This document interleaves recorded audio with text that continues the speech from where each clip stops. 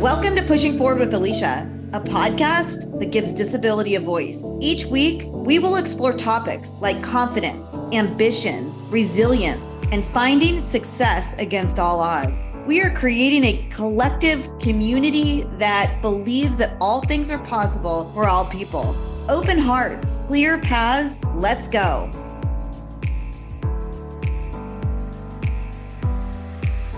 Welcome back to Pushing Forward. I'm Alicia. So grateful to have your time and space again today. I'm thrilled beyond thrilled about our guest. I can't even hardly stand it. We have got Beth Wiesendanger. She is the Senior Manager of Diversity and Inclusion at Etsy. I want to share with you a little bit about her mission, which is so powerful. She is on a mission to ensure that people with disabilities are seen and heard and advocated for. Yes, check. I love that work and relate to it. To leverage the resources and give access to people with disabilities that they might not have had prior in the workplace. And you can discuss that a little bit as we move into the conversation. To create opportunities and tear down cultural and systemic barriers and foster community and knowledge and success. She identifies as a woman, as a progressive, as a community leader, as an organizer, as an activist, and as a disabled woman. Yes. When we had our first conversation, Beth, I was so pumped because you are a woman in a corporate America, your entire career, leading as a woman with a disability in the diversity and inclusion space. When they say representation matters, I mean, that's something that we say a lot in this industry, right? But I had like this real emotional moment with it. It was like when I got my first wheelchair Barbie. I was like, wow, I'm really feeling something here. And it felt really good to meet someone like you that is doing the same work and has a successful career as a disabled woman. And it just felt good to meet somebody in the space that looks like me. Yeah, thank you so much for having me. I feel very honored to be here. And like you said, it's just so amazing to connect with other disabled women who are in positions of power in the corporate space. It's relatively uncommon to see still. I am hopeful that that's changing, of course, but it's just great to feel like we have community with one another. So I'm so happy to be here and very happy to share my story. Can you share a little bit about kind of paint a picture of the many layers, the beautiful layers of who you are as a person? I am a double amputee and a prosthetic user. On my left side, my amputation is below the knee and it's at the knee on the right side. And it's really how I've been my whole life. So when I was born, just due to the way my body was created, doctors basically told my parents, hey, you have this beautiful, amazing, healthy baby girl. She does have a physical disability. You either have the option of, her learning to use a wheelchair her whole life, or you can choose to amputate and have her learn to live life with prosthetics. My parents chose the latter. So it's really how I've learned how to walk, learned how to go to school, socialize with other people, learn to drive. All of it has been through that lens. So, it's interesting when people ask like, oh, is it hard learning to drive with hand controls and all these things? I really never knew another way. This is just deeply who I am as a person. It's the only experience that I've ever identified with. And it's just such a core part of my identity. So I'm a disabled woman. I grew up in a small suburban town on the West Coast. I'm from California originally. I live in New York now. And while California is a very progressive place, I didn't grow up with anyone with a physical disability really in my family, nobody really in my school. And it was also the 90s when I was in elementary school and growing up through those formative years, which I'm sure, as you know, the 90s were a very like, you're only as disabled as you feel and you can do anything you put your mind to kind of narrative. So it was this interesting juxtaposition of being told that my disability didn't define me, but also experiencing firsthand that it was the first thing people noticed about me. And it was absolutely how they defined me. And so I really started to want to seek out other people, community that felt representative of who I was. And luckily, we grew up with the internet. I'm thankful and grateful for that because I was able to find many virtual communities of folks very involved in disability justice. That became my introduction to the world of activism and advocacy. And through time was exposed to many intersectional communities, intersectional identities, and it really paved the way for me to do what I do. It was a big aha moment of, this is what it means to feel represented, to be with my community, to realize that my identity is not something that I need to minimize about myself, but really what an empowering act to embrace myself as not just a woman with a disability, but really a disabled woman, capital D. Disability is not a bad word, right? Like it was so empowering to feel that way. And it became really my life's work to share that feeling with as many people as possible. So that's a little bit about me. I love that you just said disabled women lead with a capital D. It just really hits home to me to think about that disability is not a bad word narrative, and really like flexing that muscle, so to speak, and practicing that and showing up as saying like, I am disabled, capital D. It's just so important. We are kind of on this experiment of inclusion, right? In every aspect of life, because it really is kind of has been for us uncharted territory where advocacy is not something you choose, it's required. But it's interesting when we talk about, again, like this community of firsts, disability inclusion, accessibility, to me is still almost like the Wild West of DEI. It's uncharted territory, it's untouched land. And we are still, I think, in the infancy of what that work looks like across the industry. I totally agree. And I think it's not only uncharted, it's still sometimes not chartered at all. I think anytime that we're talking about diversity, equity, and inclusion, we're often leaving out the A. And the A to me is access. And I don't even mean from just a disability perspective, right? When you think about what DEI should be, we're building equitable systems. We're creating equitable access to opportunity. We're allowing people to be their authentic selves and allowing them to access the same resources and power as everyone else who historically has had access to that power. To me, access is such a core component of DEI. And when we talk about access, it is impossible to not think about what that means for the disabled population.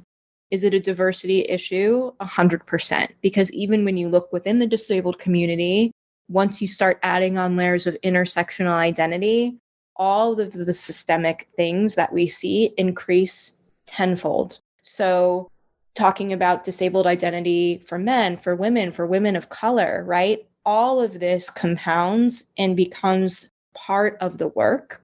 You know, there are not a lot of people with visible disabilities, apparent disabilities in the workforce. The vast majority of people with disabilities, because of all of the systemic issues and barriers that go into working, to even getting an education, to going to school, to getting hired, to then progressing through the levels of an organization. I mean, the unemployment rate for folks with disabilities is like 70%, and it's 30% for people without disabilities. So it's just a huge issue in terms of inequity. So yes, 1,000%. I think that it needs to be, should be, needs to be, has to be part of any DEI conversation. And I don't think it always is right now. Somewhat stagnant in this fear-based place. I mean, I think the fear comes from a place of, again, disability makes a lot of people uncomfortable. There's a lot of internalized ableism that even folks with disabilities have. Yes. And one of the myths, again, like speaking on myths, is that people tend to think of disability as something very distant from themselves. But in reality, I don't think that that's true. I think that 99.9% of us know someone with a disability in our lives. We love someone with a disability, or we have one ourselves. I mean, there are so many things that classify as a disability. having a cancer diagnosis, diabetes, neurodiversity, like all of the things that maybe people don't immediately think of when they think of what does disability look like, quote unquote. And so there is this sense of, disability is this thing that's over there in this box that doesn't affect my day to day. And that's not necessarily true. And I think when I look at inclusion work holistically across all identities and intersections of those identities, there is fear to get it wrong. But just because something is uncomfortable for you to talk about does not mean it's dangerous to talk about. And the more that we can be brave in talking about disability and talking about race and ethnicity and religion and all of the things that we need to talk about, the more that we'll be able to progress. And I am hopeful. I think that it might feel like we've been stagnating, but if you think about the history of disabled advocacy, which really has only been since the 60s, realistically, there's been a ton of change in the last 50 years, but it is much further behind the activism we see for other groups. Let's take a quick break. You're listening to Pushing Forward with Alicia. If you're an employer looking to motivate and inspire your team through the power of diversity and inclusion and learn more about disability inclusion in the workplace and how to include disability into your DEI efforts, please check out my keynote speech offerings on aliciaanderson.com. That's ALYCIA Anderson with an O.com. Click on speaking. Welcome back to Pushing Forward. I'm Alicia. We have got Beth Wiesendanger. She is the Senior Manager of Diversity and Inclusion at Etsy. To your point, I think we need to, as a society, look back. As a society, we all know about the civil rights movement. We all know the story of women's suffrage. At least I think most of us do. We hope. Yeah.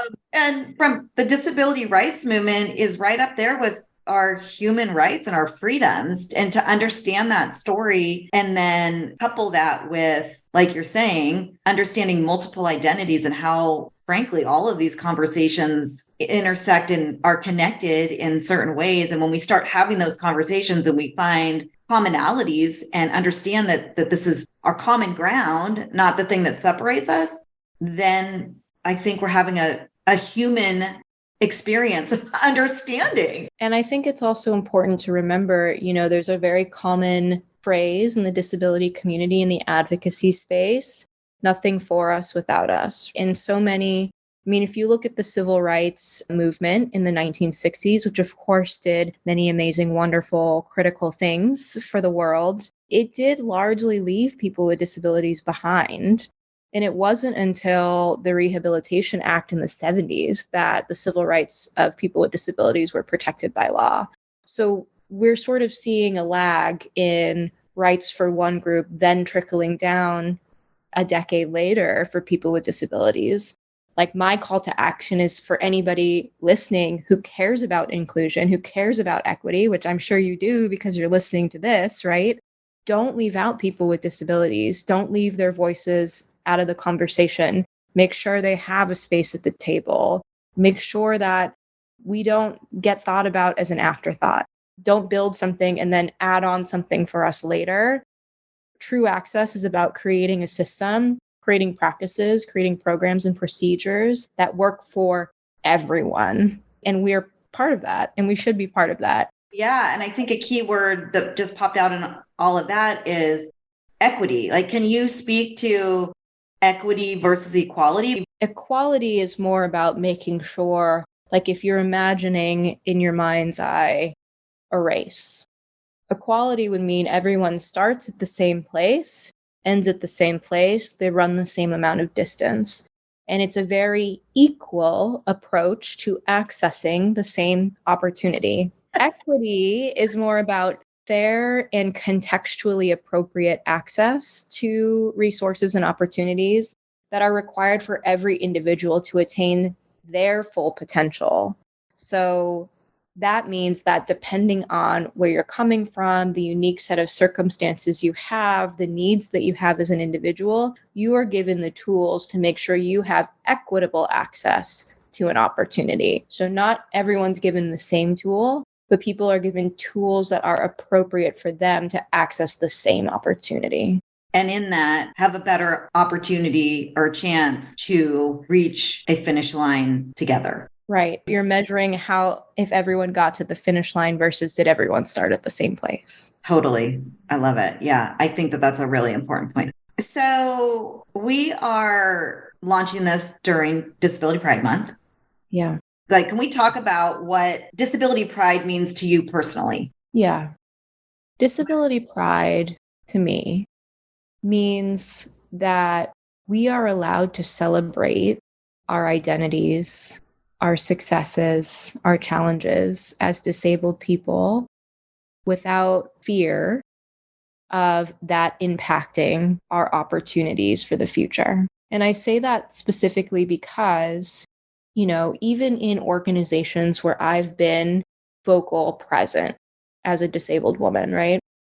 So many people who are more junior to their career, who are in positions that aren't maybe diversity, equity, and inclusion based, people who are just starting out, breaking into the industry, will reach out to me and say, you're the first person I've ever seen be visible and vocal about having a disability. I really admire that, but I am still not in a place where I even feel comfortable disclosing to my manager, to my teammates, or maybe even talking about it with their friends in their personal life.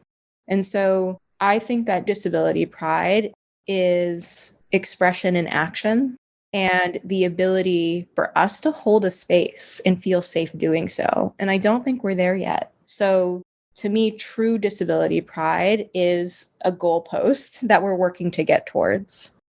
I don't think we're there yet either. And from a personal standpoint, that's been a challenge my entire life, is getting to that place of feeling safe, to be seen as and recognized for who I am.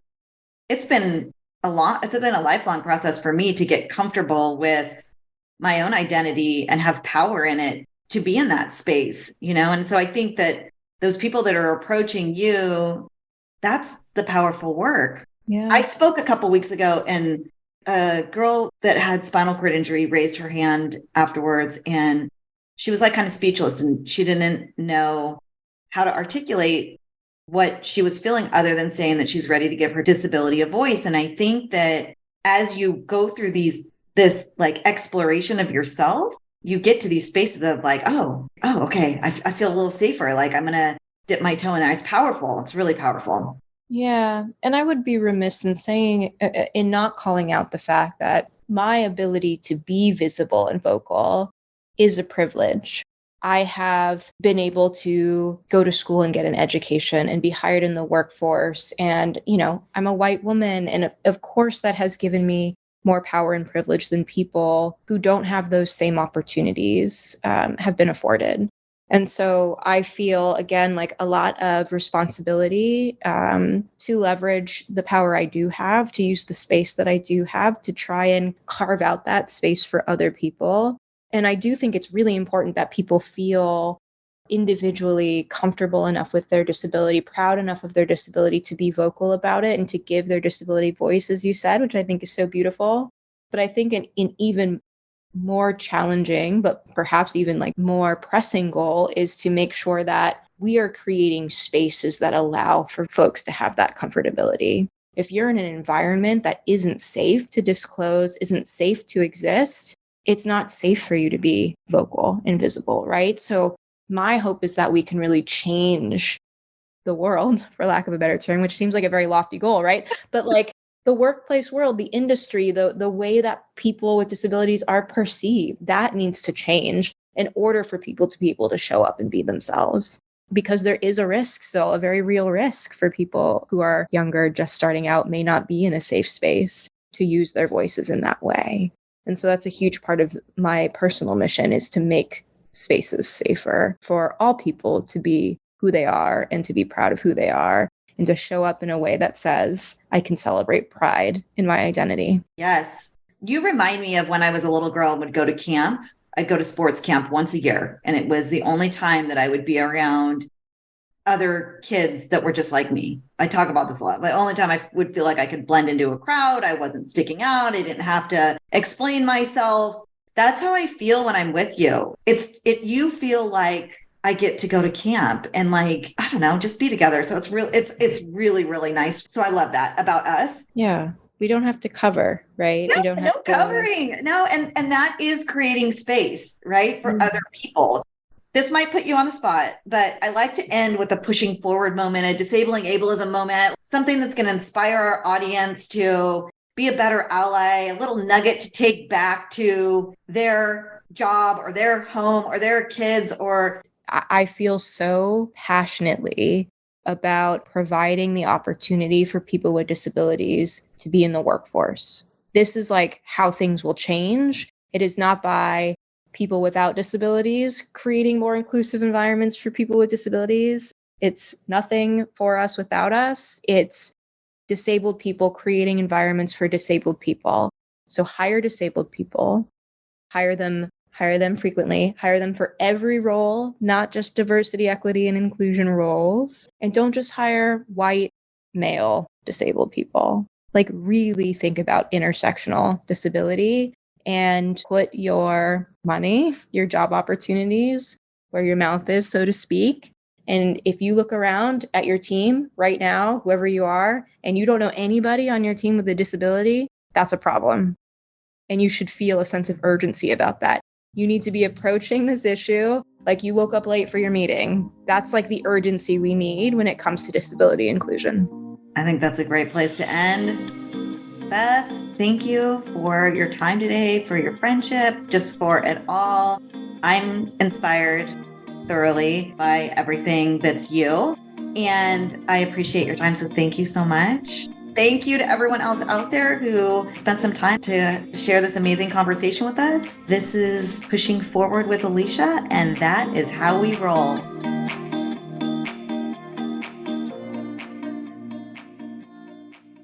If you're an employer looking to motivate and inspire your team through the power of diversity and inclusion, and learn more about disability inclusion in the workplace and how to include disability into your DEI efforts, please check out my keynote speech offerings on aliciaanderson.com. That's ALYCIA Anderson with an O.com. Click on speaking.